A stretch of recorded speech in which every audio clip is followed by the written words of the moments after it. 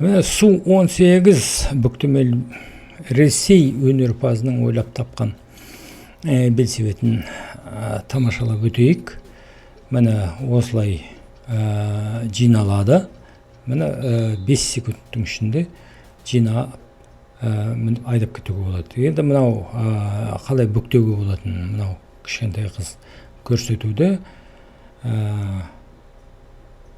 Міне олда бір 5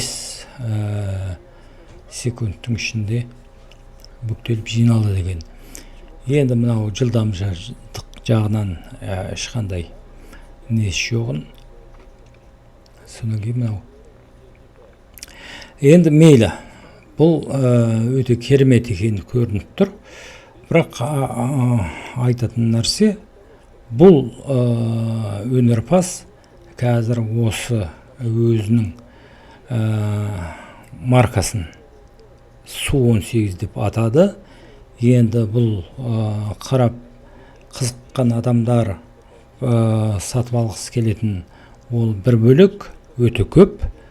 Содан кейін мынау инвестиция тартуға арнайы бір жақсы проект екен көрініп тұр. Бізге сол проект ретінде, мысалға Қазақстанда өз маркасы бар ма, жоқ па? Егер Қазақстанда өзің сен осындай емес, енді кәдімгідей бүктемелі белсебет жасайтын болсаң, міндетті түрде патент сатып алу керек.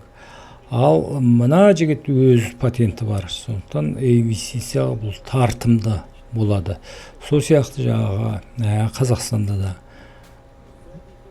өзіңнің патентің болса, инвестиция тартуға болатын. Осы әңгіме сода болып тұр. Белсебетті не үшін ойлап табу керек? Өзінің патентің болу үшін. Сол жағынан тартымды болады. Бұл белсебетті әрине басқадай өзінің ерекшеліктері бар. Міне мысалға жаңағы өзінің бүктелген кезде, өзінің немесе жиналған кезде мынау өзінің құлыптары қалай істейтін, мына құлыптың орындығын өзі ойлап тапты. Қосымша орындығының жаңағы мынау түтік жүйесі де мынандай дөңгелек емес. Сол сияқты басқадай ерекшеліктері бар. Содан кейін қызықтыратын нәрсе әрине осындай жиналған кезде, мысалы алдыңғы дөңгелегіне дискі тежегіштер бар. Мынау орындығының өзінің мынау ұстайтын несі бар, жері бар да жаңағы. Мынаны жетектеп жүруге, осындай. Сол жағынан өте өзінің жылдан жылға мынаны баптап, жылдан жылға дамып келе жатқанын осы проектін көрсетіп жатыр. Содан кейін мынау интернетке шығарып жатыр. Содан кейін мынау тез жиналатын да анық көрініп тұр.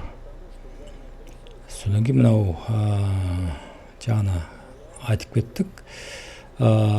Несі тежегіштері алдында мына дискі, артында не? V-брейк. Мен жиналған түрін, мен осындай.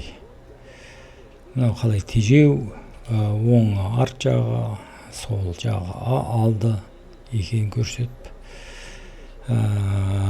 Басқадай белсебет, үлкен белсебеттердің айдау жағынан ешқандай айырмашылығы жоқ екен. Содан тағы да бір несін көрсетіп жатыр, жаңағы ерекшелігін. Мынау тепкіштерін былай шешіп алып басқа жаққа. Содан кейін мынау неден қорықпайтын жаңағы жер бұдырынан. Мынау алғаш өзінің жасаған боялмаған түрі жақтауының. Міне енді боялған түрі мынау үлкен болсын, кіші болсын адамдарға мына бейімдеуге болатын айтуда. Мысалға үлкен адам болатын болса, орындығын өте көтеріп, міне осындай мысал.